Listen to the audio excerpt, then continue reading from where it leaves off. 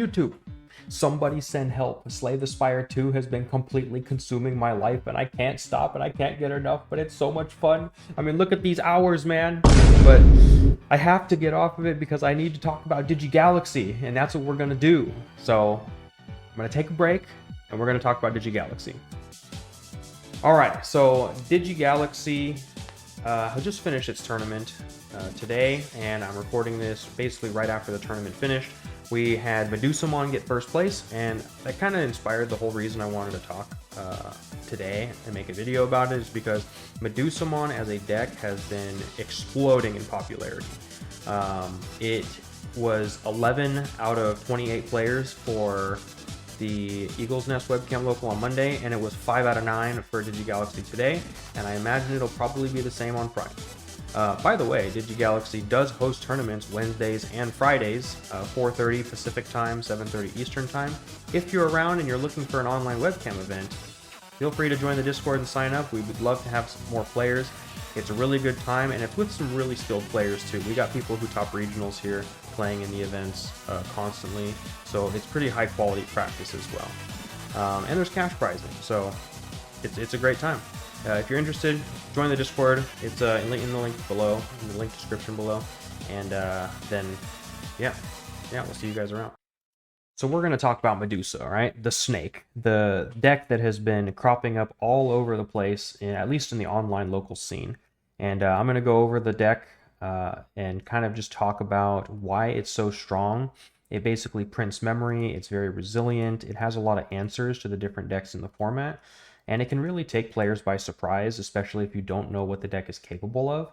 So we're going to go through the card by card and kind of explain why it does what it does, and just have a general discussion of why the deck is so strong. So the rookies are nothing super special. You got your generic Liberator rookie of a Searcher rookie, Elizamon, on play, trash and draw Elizamon, and then they got in EX11 the when moving and on play gain raid 3k DP.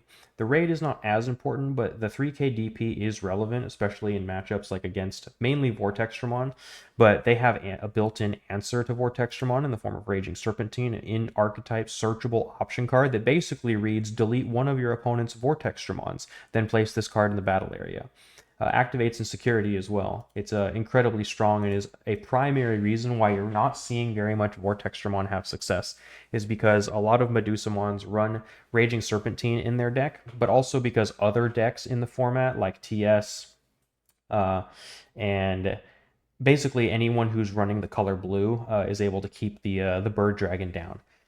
So that's just one of the many strengths that Medusa has, and that's just against Vortextramon. So it's not even the big bad boogeyman that people thought it would. It would be. Honestly, I think Medusamon is way more of a boogeyman than Vortextramon ever could be. It's just, Vortex has the big shiny new effect, right? But anyway, I'm getting sidetracked. So this egg, it's a your turn once per turn. When your opponent's security stack gets removed, one of your Digimon may digivolve into a Digimon card with Reptile or Dragonkin with the cost reduced by 1. Notice that this does not say this Digimon. Every other kind of egg that helps you reduce Evo cost, for example, the BT24 Sunomon, says this Digimon, but for some reason this BT21 Gigimon egg allows you to evolve any of your Digimon for cost reduced by 1. So they combo this with the Lamiamon inherits that let them play out a Digimon when a security gets removed. They can choose to play that Digimon first and then trigger the Gigimon egg to digivolve that Digimon for 1 less. Letting them combo off pretty hard into whatever they need to, allowing them sometimes to digivolve and get down an extra Owen, for example. That's pretty popular. Like when you go into Lamiamon, you play out an Elizamon, and then you can trigger your Gigi egg to digivolve into a Dimetro for 1, and then play another Owen. It's a pretty powerful tempo play that the deck makes when it's doing its big push.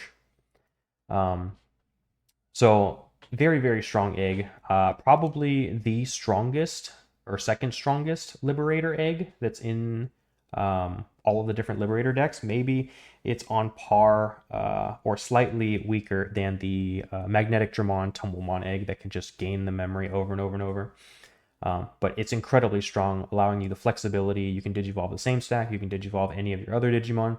Just a very good egg to allow them to cheat even more memory than they already are with their memory gain inherits. Also notice that the Elizamons all have the exact same inherit. I think this is actually the first deck that I've noticed, I think, where all 11 rookies that they're playing have an identical inherit. And that's your turn when your opponent's security stack is removed from, gain 1 memory. And that's on all 3 of their rookies. So they have 11 copies of the same inherit. It's incredibly reliable, and it's by far the best inherit that you want in the deck, because you want to evolve for as cheap as possible. Cheating memory is one of the most powerful things you can do in the game. So Eliza doing that is very good. Dimetro also has the exact same inherit, plus the play and Owen for free. Don't really need to talk too much about that. The BT24 Dimetro gives protection to any of your Digimon with Reptile or Dragonkin trait. You can just bounce it back and protect them there. This is on top of the protection that Medusa and Starako also have, plus it has the same inherit as the rookies, which is to gain memory when your opponent's security stack is removed. So this deck is incredibly memory efficient, and it utilizes that memory to be extremely aggressive and build these boards of Medusamon, mainly the new one, that just allows them to get so much protection, and it basically presents you with this situation of you must remove it immediately, which is incredibly hard because they're gonna give you tokens, or you're probably gonna get OTK'd on the next turn, because this deck consistently can win the game once you're at 4 security. The magic number for this deck to be able to win is the number 4. So they'll usually just chip 1 security down, put you to 4 security, and at that moment, if they assemble all the pieces, they can win the game, unless you have something on the board to stop them. So that's why the deck is it feels so powerful and explosive. At the level 5s, you have the old Lamia, has progress. This is the worst one, but you want to play it just because you don't want to just play 4 level 5s.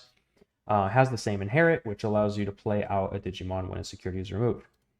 The main winner here is the Warp Lamia. It has the same kind of effect that all the other Liberator 5s got, which is if you have your corresponding tamer, in this case Owen, by placing a Dimetro from trash as any of your Elizas, it digivolves into this card for cost of 3. And then when you do that, you're gonna make your opponent take a card from their hand, put it at the bottom, and then trash the top. This is when digivolving and when attacking, by the way, not once per turn. So this effect passively rips cards out of your opponent's hand, which is like, that's not even the primary point of the effect. The whole point of the effect is to get your triggers for when security gets removed, right, from your level 3s and 4s, and then proc your egg to evo for cheaper. It just happens to also take cards out of your opponent's hand. You know, Barbamon over here trying to do that as its main game plan, and Lamiamon actually does it better, and it's not even its primary job. So this level 5 is incredibly powerful. The old Medusa, some lists play it, some lists don't, usually as a one-of, because it's just a Medusamon with a one-time effect. Doesn't really have protection. It just does a one-time, delete a guy, give you 2 tokens. So it's not as good as the EX11 one. The EX11 Medusa allowing you to, in 2 separate instances, delete an opponent's Digimon with as much or less DP, and then you return 1 card to give a token, is much more flexible and powerful, and is part of the reason why Medusa is so good, and one of the reasons why Medusa as a deck scales with player skill. The reason why I wanted to talk about this deck is because there are some decks in the game that if you play the deck really well, you can take it pretty far. There are other decks in the game where, you know, it doesn't matter how well you play it. Sometimes you will be capped by just the power level of the deck in general. That's just kind of natural power creep. Medusa is one of those decks where it already is incredibly powerful, and if you play it correctly and properly, and you just know your deck, not know what the opponent's deck does, it will still do like powerful things. But this deck, when I say this deck scales with player skill, is because if you do know what your opponent's deck does, and you do have the knowledge of how their decks play and what they need to do to win, then this deck gets even stronger, because The ability to pick and choose any card from their trash and bottom deck it means that if you know what they need in the trash or what they would want to get back from the trash, you can target those specific cards.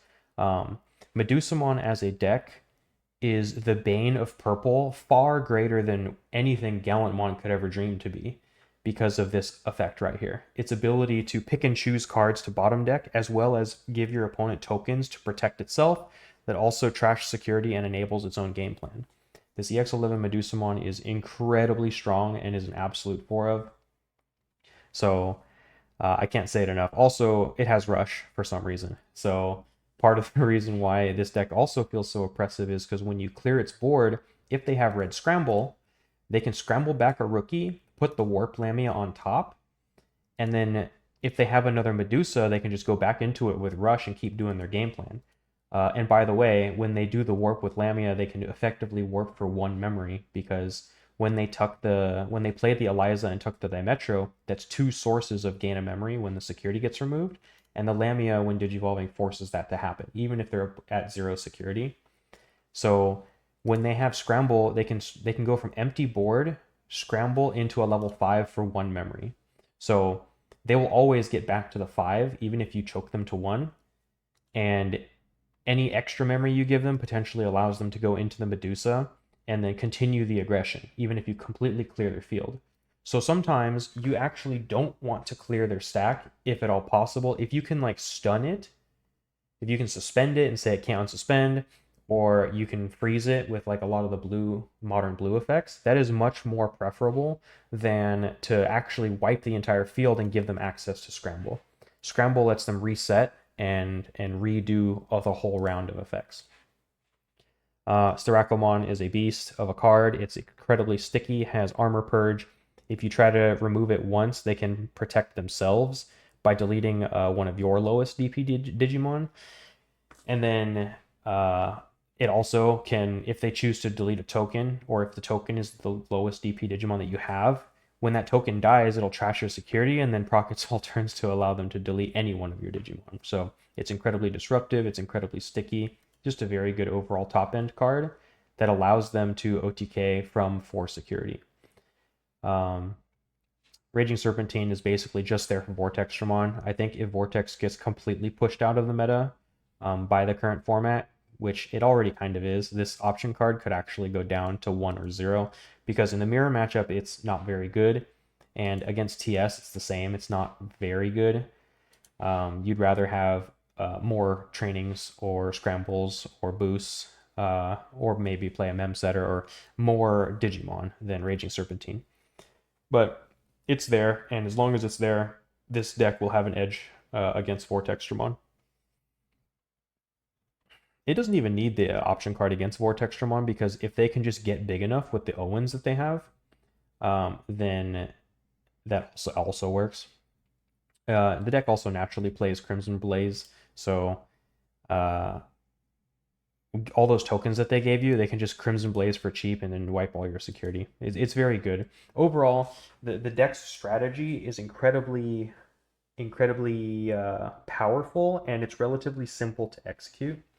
So I would be on the lookout for this deck. If you want an idea of how to fight against this deck, there are a few decks that naturally have a pretty good matchup into this. So even though it was the most popular deck on Monday, the deck that actually ended up winning was Magnetic Dramon. And Magnetic Dramon, they went 5-0, and 4 of those 5 wins were against Medusamon. So I think Magnetic is in a position where it naturally counters this deck if played well. Just the natural game plan kind of lines up perfectly against them. The protection that Styraco and Medusamon have isn't very useful against that deck that can just de-digivolve them multiple times and then remove them, as well as have the ability to OTK them back. And Medusa, being a red deck, only has deletion as its form of removal, which Fragment is innately strong against. So if you're seeing Medusa on a rampage, the easiest answer would be to play Magnetic Dramon. The other ways to go about it is being smart about, do they have are they setting up for a warp play? Do they have a scramble in play? The biggest mistake I've seen against Medusas is trying to completely remove their field, only to give them a Demetro and trash that they can warp with, or removing their board once they have a scramble in play without establishing some form of defense on your own, because you should just expect them to full build a Medusa if they just have one scramble out. So you need to have something on your board that is able to deal with Medusa and stop the aggression in order to stabilize. But yeah, I just wanted to talk about this deck because it is very powerful. It's very popular. You should expect to see it. And yeah, what is your guys' experience playing against this deck? And did I miss anything? Are there any tips, tricks, anything like that that you know about that I didn't talk about? Yeah, let me know. Let me know below. And like I said, we have tourneys every Wednesday and Friday. Feel free to join. We'd love to see you around. Bye.